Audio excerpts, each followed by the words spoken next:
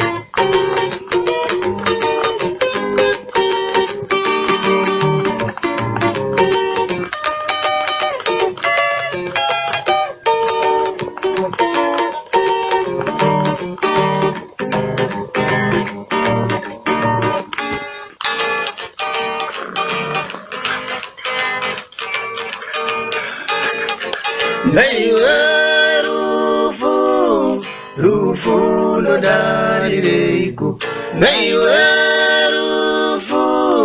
rufu no darireiku. Warwadzisa moyo wangu, warwadzisa moyo wangu, wandibaya moyo wangu, wandibaya moyo wangu.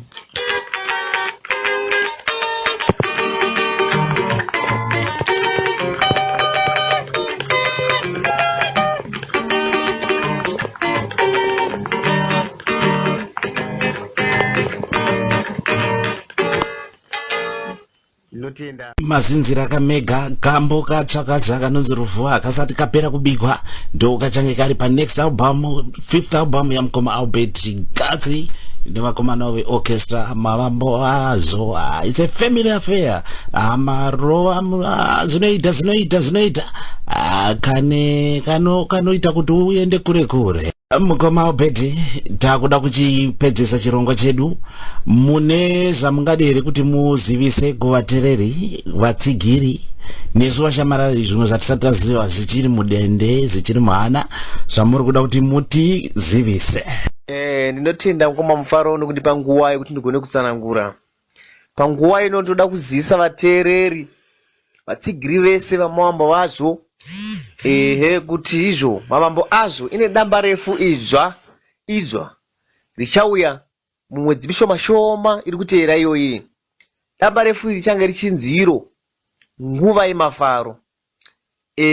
Ndo damba refu riri kutevera rinenge rine nziyo dzinosvika idzo 7 kana kuti 9 pachishona. Uyezve Orchestra Mavambo-azvo yakatungamirirwa naAlbert Gatsi tiri kutarisa kuita DVD remavideos. Pakati pegore ipapa tinofanira kunge taane DVD remavideos. DVD richange rakamira rakadai rinenge rine 6 songs dzinenge dzine mavideos, masongs, tichange tichinonga masongs kubva pama-albums edu, zvinanana nemagitare, ongororo yakadzama tichinonga imwe chete, parimwe damba tichinonga maviri, tichingodaro, kusvika dzakwana 6. Asi tine dzimwe song dzinokwana 3 dzatichaita zvakare pa-DVD iroro, dzinenge dzine ma-live shows. Ndizvo zvandiri kutarisira kuti mukati megore rinori ra-2015 Orchestra Mavambo-azvo iri kugadzirirai. Saka ndinoti inini rambai muchititsigira uye sunungukai pamunenge manzwa pakufadzai, tiudzei kuti mukoma Gatsi pakati nepakati patifadza, wedzerai. Pamunenge manzwawo panenge pakatsveyama panoda kugadziriswa, sunungukai kuti taurira pausahwira paushamwari kuti mukoma Gatsi ndandichifunga kuti pakati padai. Nekuti chinangwa chedu ndechekuti music atiitire kuti Mavambo-azvo ifare, asi tinoita kuti imimi mufare pamwe chete nevashambarari vedu, tichibatsirana kuti zvinhu zvigone kuenda mberi. Saka Mavambo-azvo iri kuimbisa zvinhu zviviri pagore rino. Tiri kuimbisa album nyowani netivhidzire nemavideos. Ndoti inini dai Mwari agona kutungamira, tagona kuramba mangozinzira mega mufunge zvenyu vateereri vatsigiri vechikwata Orchestra Mavambo-azvo vanowanika kwese kwese, malive shows vari kuita, manew albums vari muprocess yekugadzira album itsvaitsva uye madvd. Mangozinzira mega kuti vari kutirongera dvd mukati megore iro rineri. Mukoma Albert, inini chandiri kuda kuti ndiite pledge kune chikwata cheorchestra Mavambo-azvo ndezvekuti dai mukakwanisa kuwana clip emavideos pamunenge muri kumashows live shows, ndimboona boys dzidzika dance vakomana vachirova dance muri live pastage, mukakwanisa kuti tikaita workout kuona kuti tingatumirane sei. Tozopota tichingokanda kumasocial network uko tichisawo painternet kuitira kuti wasingakwanise kukuona kuZimbabwe vakakuona musi wanosvika kuZimbabwe vobva vaona poster rakanzi Albert Gatsi and Orchestra Mavambo-azvo etisanganai ini. Vanonzwa kunzwa nzara kuti aiwa ndoda nomuona. Saka ndinoda kuti tizobatana mukoma tironge muchindipa information tichikwanisa kuadvertise kunoku. Chatiri kunyanya kuda kuita kuti chikwata chikure.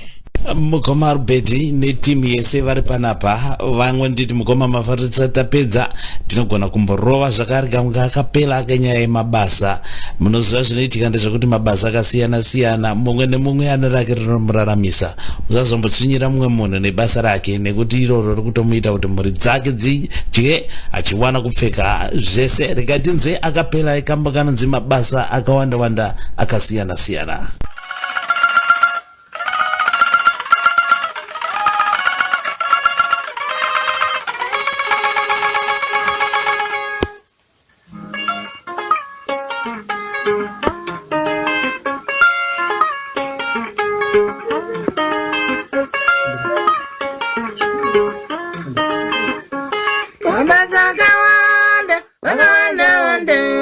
Mweno mwane pake panomupa ukurarama, mabasa akawanda mweno mwane pake panomupa ukurarama, mabasa akawanda mweno mwane pake panomupa ukurarama. Akatanga richizengo chenyika asina sunorarama, muimbi akatanga richirombe nyika asina sunorarama. Iwi ndiwa muri kutuka muchamtuka mangwana nafuma ave neupenyu. Ndiwi ndiwa muri kutuka uchamtuka mangwana nafuma ave neupenyu. Ungatuke windi nekuti uri nesi uchamuna chete, wabve kubasa unange kumakombi mukoma. Ungatuke matanyera nekuti uri maneja uchamuna chete, waenda kuchimbuzi wawana kwakashata mukoma. Ungarove windi nekuti uri uto uchamuna chete, wabve kubasa basa unange kumakombi mugoma. Ungatuke mwimbi nekuti uri pasta ushamuna chete zuva remuchato voda vanoimba mugoma. Voda vanoimba mugoma. Voda vanoimba. Vana vevo, vana veZimbabwe, munoda zveshuwa kuti tidzidze kuramba tichikoshesa basa remumwe nemumwe. Haikona kuzoshora basa remumwe nekuti iwewe pamwe wakadzidza wakaona opportunity yekuenda kuuniversity ukagraduate nema PhD asi wotarisira basa remumwe munhu pasi. Ngatizodzidzai kurespectana mabasa. Ndinotenda mukoma Albert Kambaka kasati kabuda asi manje so kanenge kapera kanyaso kwenenzverwa kana mainstruments ese drums pamwe nemabhosvo ipapo. Kumana pamwe isusu ana Mafaro pamwe muchazonzwa tangoitawo backing vocals of deep papa. Saka ngatikoshesei mabasa nekuti akasiyana asi haikona kushora basa remumwe.